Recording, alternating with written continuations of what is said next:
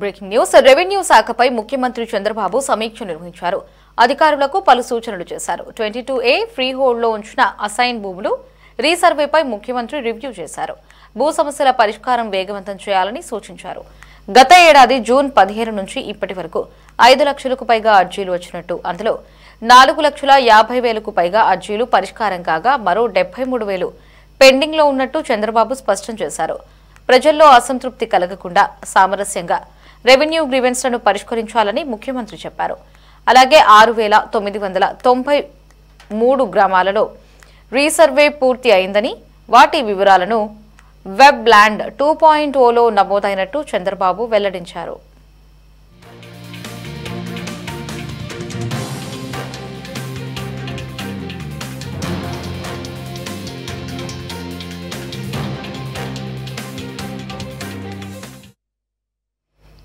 దీనిపై మరిన్ని అప్డేట్స్ మా కరెస్పాండెంట్ రామకృష్ణ ఫోన్ ఇన్ లో అందిస్తారు. Ramakrishna, over to you. రెవెన్యూ శాఖపై సచివాలయంలో ముఖ్యమంత్రి చంద్రబాబు సమీక్షా సమావేశం నిర్వహించారు. PGRS తో పాటు 22A ఫ్రీ హోల్డ్ లో ఉంచినటువంటి అసైన్డ్ భూములు రీసర్వే, అలాగే ఆదాయ కుల ధృవీకరణ పత్రాలకు సంబంధించినటువంటి తదితర అంశాల మీద ముఖ్యమంత్రి సమీక్షా సమావేశం నిర్వహించారు. ఈ సమీక్షా సమావేశానికి రెవెన్యూ మంత్రి అనగాని సత్యప్రసాద్, అలాగే రెవెన్యూ శాఖ ప్రత్యేక ప్రధాన కార్యదర్శి సాయి ప్రసాద్, CCLA అధికారులు హాజరయ్యారు.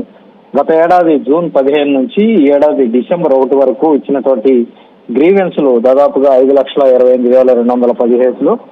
వీటిలో దాదాపుగా 4,55,189 గ్రీవెన్స్లు పరిష్కారం అయ్యాయని, మరో 73,000 వరకు కూడా గ్రీవెన్స్లు పరిశీలనలో ఉన్నట్లుగా కూడా అధికారులు ముఖ్యమంత్రి దృష్టికి తీసుకొచ్చారు. పాలనా సంస్థలతో ఏడాది జూన్ నుంచి వేగవంతమైనటువంటి ఆటో మ్యూటేషన్ ప్రక్రియ కొనసాగుతున్నట్లుగా కూడా స్పష్టం చేశారు. జూన్ 2024 నుంచి ఇప్పటి వరకు కూడా 22A జాబితా నుంచి తప్పించాలని కోరుతూ దాదాపుగా 6,846 దరఖాస్తులు వివిధ రూపాల్లో అందాయి.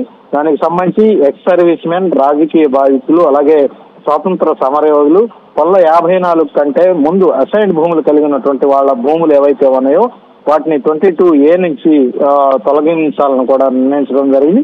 6,693 గ్రామాల్లో పూర్తయినటువంటి రీసర్వే వెబ్ ల్యాండ్ 2.0లో వివరాలని కూడా నమోదు చేయబోతా ఉన్నారు. రీసర్వేలో ఎలాంటి తప్పులు అలాగే పొరపాట్లు జరగకుండా భూమికి సంబంధించినటువంటి రికార్డులను అప్గ్రేడేషన్ చేయాలని కూడా నిర్ణయించారు. గత ప్రభుత్వ హయాంలో ఫ్రీ హోల్డ్ లో ఉంచినటువంటి 5,74,908 ఎకరాల అసైన్డ్ భూముల వివరాల నమోదుకు సంబంధించి పునఃపరిశీలన చేయాలని కూడా నిర్ణయించారు. 2.77 కోట్ల కుల ధృవీకరణ పత్రాలను ఆధార్తో అనుసంధానం చేయాలని కూడా ఈ సమావేశంలో నిర్ణయించింది. ఈ ఆర్థిక సంవత్సరం నుంచి స్టాంప్ అలాగే రిజిస్ట్రేషన్ శాఖ ద్వారా 10,169 కోట్ల రూపాయల ఆదాయం ఆర్జించాలని ఒక లక్ష్యంగా అయితే పెట్టుకోవడం జరిగింది. ఈ ఆర్థిక సంవత్సరం 10,169 కోట్ల రూపాయల లక్ష్య నిర్దేశంతో ముందుకు వెళ్లాలని కూడా ముఖ్యమంత్రి అధికారులకు ఒక దిశానిర్దేశం అయితే చేయడం జరిగింది. రాష్ట్ర వ్యాప్తంగా కూడా 430 రియల్ ఎస్టేట్ వెంచర్లను గుర్తించడం జరిగింది. ఆయా ప్లాట్లకు సంబంధించి యూజర్ ఫ్రెండ్లీ రిజిస్ట్రేషన్ కు సంబంధించినటువంటి కార్యాచరణకు కూడా చొరవ చూపాలని కూడా ముఖ్యమంత్రి ఆదేశించారు. దీంతో 15,570 రిజిస్ట్రేషన్తో 250 కోట్ల రూపాయల ఆదాయం కూడా రాష్ట్ర ప్రభుత్వానికి సమకూరే అవకాశం ఉందని ఒక అంచనాకైతే రావటం జరిగింది. Right Ramakrishna, thanks for the updates.